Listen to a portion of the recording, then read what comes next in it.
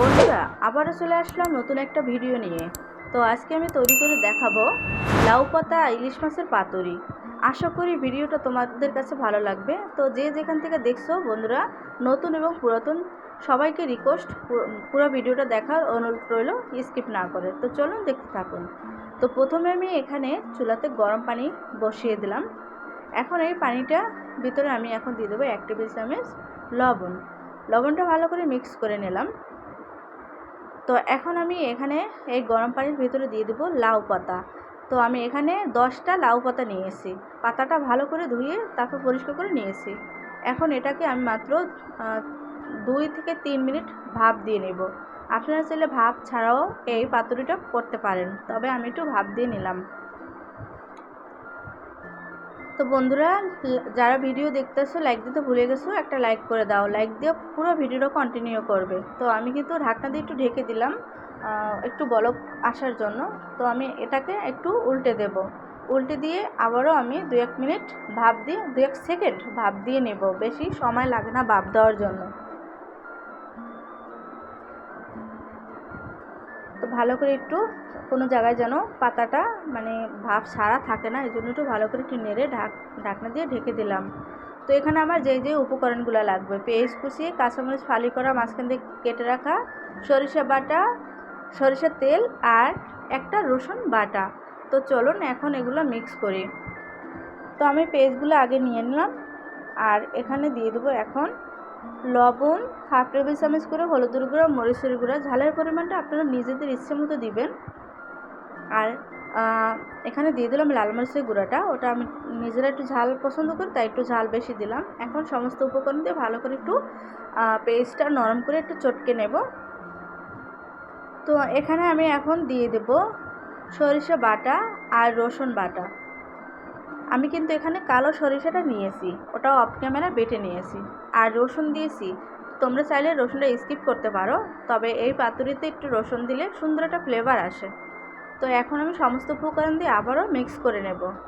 বন্ধুরা, আমি কথা বলতে গেলে অনেকটা ভুল হয়ে থাকে, প্লিজ ক্ষমা দৃষ্টিতে দেখবে। তো এখানে আমি দিয়ে দিলাম ইলিশ মাছ। এই মাছগুলো অনেক ছোট ছোট হলেও অনেক খেতে সুস্বাদু অরিজিনাল ইলিশ মাছ। আমাদের এখানটায় বড় ইলিশ মাছ সহজে পাওয়া যায় না, তাই ছোট ইলিশ মাছ দিয়ে তোমাদেরকে পাতুরি করে দেখালাম। তোমরা চাইলে যে কোনো মাছ দিয়ে একই সেম প্রসেসে রেসিপিটা করতে পারো। তো এবার ভালো করে মিক্স করে এটা সাইডে রেখে দেবো। একটু পানি দিয়ে মশলাটা যেন ভালো করে ঢুকে, এই কারণে একটু মিক্স করে এটা সাইডে রেখে দেবো। মশলাগুলো ভালো করে ঢুকবে 10 মিনিটের জন্য। দেশ এবং দেশের বাইরে থেকে যারা এই মুহূর্তে ভিডিওটা দেখছেন তাদেরকে অনেক অনেক ধন্যবাদ। তো এটাকে রেস্টে রেখে তারপর পাতাগুলো আমি এখন তুলে নেব। দেখুন পাতাটা কিন্তু অনেকটাই একদম সিদ্ধ হয়ে গেছে। এটাকে নামিয়ে ঠান্ডা করে নেব আর পানি ঝরিয়ে নেব।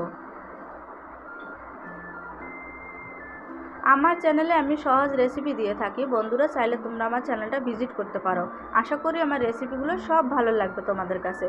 তো এখানে আমি একটা প্লেটে এখন পাতা নিয়েছি। তো পাতাগুলো কিভাবে নিলাম আপনারা একটু খেয়াল করে দেখবেন। তো আমি এখানে 2টা পাতা নেব। মানে দুই সাইডে 2টা পাতা দিয়ে দেবো। মাঝখানে আমি মাছের টুকরাগুলো দিয়ে দেবো। যেহেতু মাছগুলো ছোট ছোট তাই এখানে আমি 2 টুকরা করে দিব।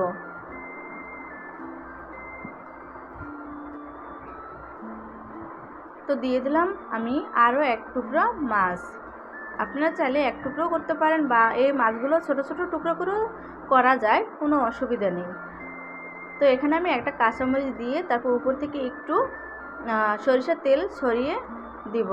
সরিষার তেল অবশ্যই দেওয়ার চেষ্টা করবেন, না থাকলে আপনারা রেগুলার রান্নার তেলটাও দিতে পারেন। তবে সরিষার তেলটা দিলে কিন্তু একটা সুন্দর ফ্লেভার আসবে আর খেতে ভালো লাগবে।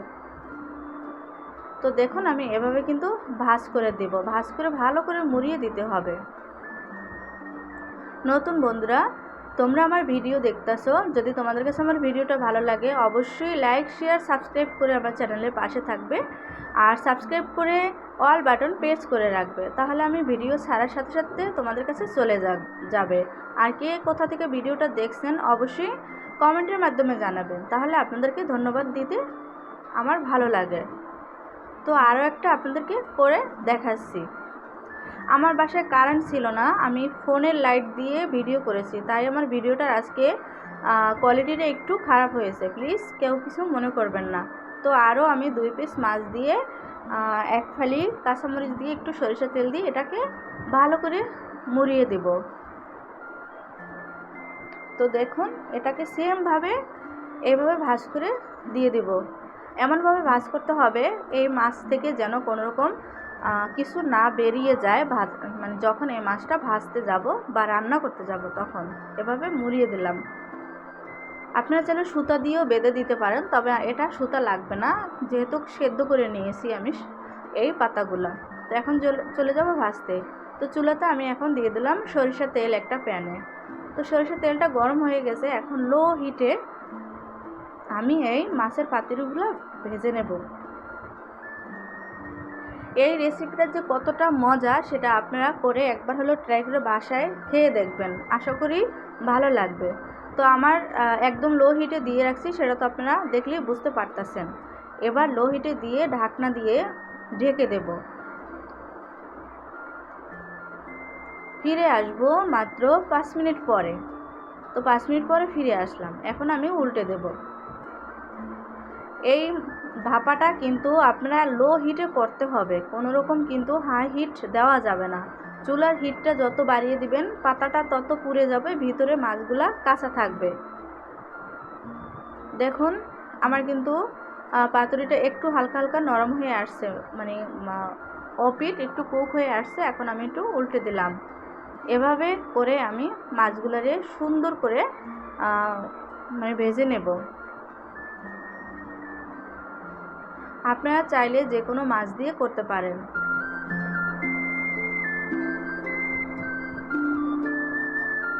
দেখুন এবার আমি এটাকে আবারও ঢাকনা দিয়ে লো হিটে রেখে দেব। এখনও আমার রান্নাটা হয়নি, তাই আমি লো হিটে ঢেকে দিলাম। তো আবারও ফিরে আসলাম 2 মিনিট পরে। আমি কিন্তু অফ ক্যামেরায় অনেকবার এটাকে নেড়ে দিয়েছি, আপনারা এই কাজটা করবেন। আর খেয়াল রাখবেন রেসিপিটা যেন পুড়ে না যায়। তো এভাবে উল্টে দেব, উল্টে দিলেই আমার এই রেসিপিটা হয়ে গেছে।